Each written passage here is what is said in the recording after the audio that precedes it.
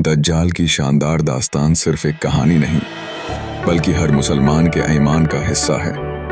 ये वाक़या एक ऐसी हकीकत पर मबनी है जो हमारे दीन में बहुत अहमियत रखता है। दज्जाल का वजूद एक ऐसी हकीकत है जिसे मुस्लिम उम्मत ने हमेशा संजीदगी से लिया है। उसको पहचानने के लिए हमें कवी ईमान, इल्म और अमल की ज़रूरत है। दज्जाल की पहली पहचान उसकी एक आंख होने की अलामत से होती है। रसूल अल्लाह ने फरमाया कि दज्जाल की पेशानी पर इकाफर लिखा होगा जो कि हर मोमिन को दिखाई देगा। जब दज्जाल दुनिया में आएगा तो वो इंसानों के सामने अजीम मौजज़ात पेश करेगा। बारिश लाना, ज़मीन से फसलें उगाना और मर्दों को जिंदा करने का दावी करना, ये सब उसके धोखे हैं। लोग उसके जाल में फंस जाएंगे और उसे हकीकतन खुदा समझ बैठेंगे। हालांकि ये सिर्फ शैतानी फरेब है। इसके फितना के आगाज से पहले ज़मीन पर अफरातफरी, कहत और जंगें होंगी। लोग खौफ और भूख की हालत में होंगे। दज्जाल को अपनी ताकत और झूठी ख्वाहिशों के लिए इंसानियत की कमजोरियों का फ़ायदा उठाने का मौका मिलेगा।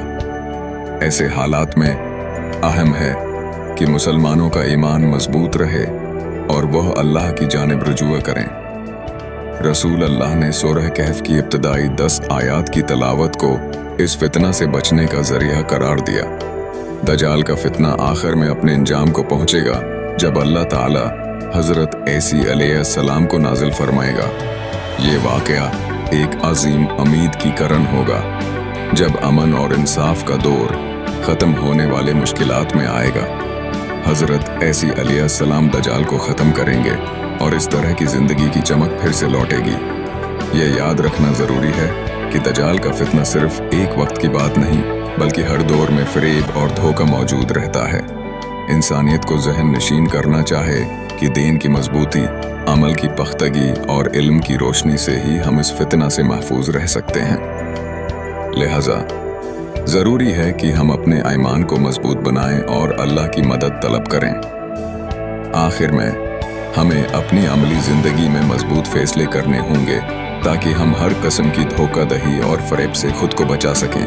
दज्जाल का वजूद, मुस्लिम उम्मत, संजीदगी, पहचान, ईमान, इल्म, अमल, दज्जाल की अलामत, आदीन मौजज़ात, धोखे, लोग, खुदा, अफरातफरी, कहत, जंगे, ईमान, अल्लाह, हज़रत ईसा, दज्जाल, इमन, इंसाफ, धोख, फरेब, दीन, इल्म, अमल, फैसले, धोखाधड़ी, फरेब, ईमान।